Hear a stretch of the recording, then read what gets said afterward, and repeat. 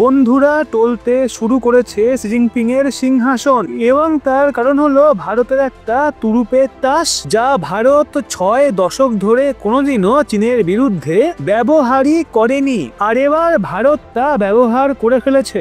আর বিশ্বাস করুন, এটা চীনকে এত খারাপ ভাবে না দিয়ে দিয়েছে যে চীনের কমিউনিস্ট পার্টি, চীনের মিডিয়া এবং তার গোয়েন্দা সংস্থা কিছুতেই বুঝতে পারছে না যে এর মোকাবিলা তারা কিভাবে করবে। এর কারণ একটাই, এই সিদ্ধান্ত খুব হঠাৎ করে নেওয়া হয়েছে। দ্বিতীয়ত, তাদের ধারণাই ছিল না যে ভারত এই সিদ্ধান্ত এখন নেবে, কারণ 6 দশকেরও বেশি সময় পেরিয়ে গেছে এবং 60 বছরেরও বেশি সময় ধরে আপনি ভাবুন, ভারত কোনো দিনও চীনের বিরুদ্ধে সিদ্ধান্ত নেয়নি। এমনকি চীনের সঙ্গে আমাদের এত যুদ্ধ হয়েছে, এত সংঘাত হয়েছে, তবুও কোনোদিনও আমরা প্রয়োজন মনে করিনি যে আমাদের বেকিয়ার্ডে একটা এত অসাধারণ তুরুপের তাস আছে যা আমরা চাললে চীন খুবই খারাপভাবে অস্থির হয়ে যাবে। কিন্তু কোনো সরকারই কখনোই বিষয়ে নজর দেয়নি। কিন্তু এখন অবশেষে আমরা ঘুম থেকে জেগে উঠেছি এবং চীনকে সেখানেই আঘাত করছি যেখানে তার সবচেয়ে বেশি যন্ত্রণা হয়, বিশেষ করে ভারতের ক্ষেত্রে। হ্যাঁ, আমি তিব্বত কাদের কথাই বলছি। স্ক্রিনে দেখুন আপনারা, রিসেন্টলি তিব্বতের সর্বোচ্চ ধর্মগুরু দলাই লামাই ঘোষণা করে দিয়েছেন যে আমার মৃত্যুর পর আর একজন দলাই লামা আসবেন যিনি তিব্বতের ঐতিহ্য অনুযায়ী নির্বাচিত হবেন। বিশ্বাস করুন, চীনের জন্য এটা সবচেয়ে বড় চ্যালেঞ্জ, কারণ গত 25-30 বছর চীন পুরোপুরি ব্যর্থ করেছে শুধুমাত্র তিব্বতের ওপর পূর্ণ দখল কায়েম করতে। সে 3 দশক ধরে, হ্যাঁ 30 বছর ধরে কঠোর পরিশ্রম করেছে যাতে তিব্বতে দলাই লামার প্রভাব শেষ হয়ে যায়। আর তার জন্য সে ভুয়া দলাই লামাও তৈরি করেছে সেখানে।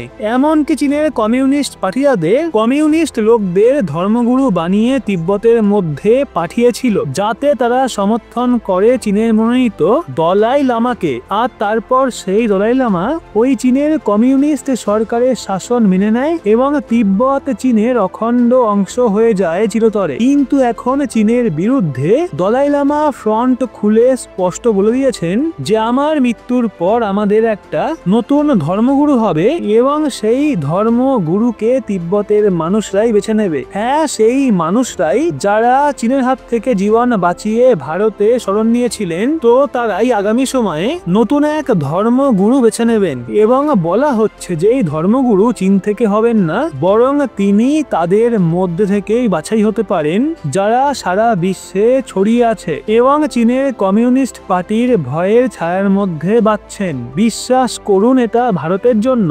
21 শতাব্দীর সবচেয়ে বড় বিজয় চীনের বিরুদ্ধে। আমি এটা এজন্য বলছি কারণ এই বিষয়টা আপনি নির্দ্বিধায় ধরে রাখতে পারেন। যেই দিনেই বর্তমান দলাই লামা, যাকে 14তম দলাই লামা বলা হয়, যার বয়স 90 বছর হয়ে গেছে, যেদিন উনি চলে যাবেন সেদিন ভারতের প্রভাবও তিব্বতের ওখানকার মানুষের ওপর থেকে চলে যাবে। সবচেয়ে বড় কথা, তিব্বতের স্বাধীনতা আন্দোলনও সেদিনই শেষ হয়ে যাবে আর তিব্বত চীনের অবিচ্ছেদ্য অংশ হয়ে যাবে। ভারত যাই করুক, আমেরিকা যাই করুক, তখন আর কেউ চীনকে তিব্বত থেকে আলাদা করতে পারবে না।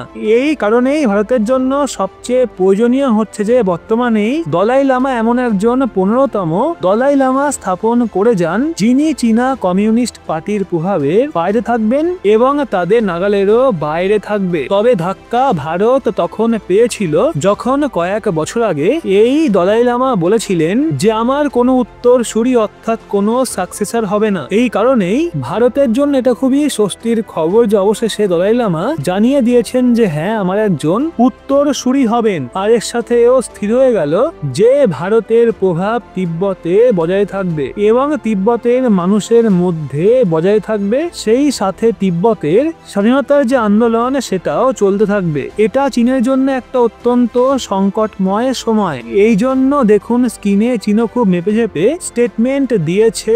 তারা বলেছে দলাই লামা ঘোষণা অবশ্যই করে দিয়েছেন, কিন্তু যেই দলাই লামা হোক তাকে কমিউনিস্ট পার্টির দ্বারা অনুমোদিত হতে হবে। অর্থাৎ গত 25 বছর ধরে যেই দলাই লামাকে তারা বসিয়ে রেখেছিল তিব্বতের রাজধানী লাহাসায়, তো তাকেও চীন ছেড়ে দিয়েছে। প্রকৃত পক্ষে মেনে নিয়েছে যে 25 বছর ধরে তিব্বতের মানুষকে বলে বলে তারা ক্লান্ত হয়ে গেছে যে ইনি হচ্ছেন তোমাদের আসল দলাই লামা। ইনি তিনিই আসল ধর্মগুরু, কিন্তু আমাদের বসানো ধর্মগুরুকে মানুষ মানে না।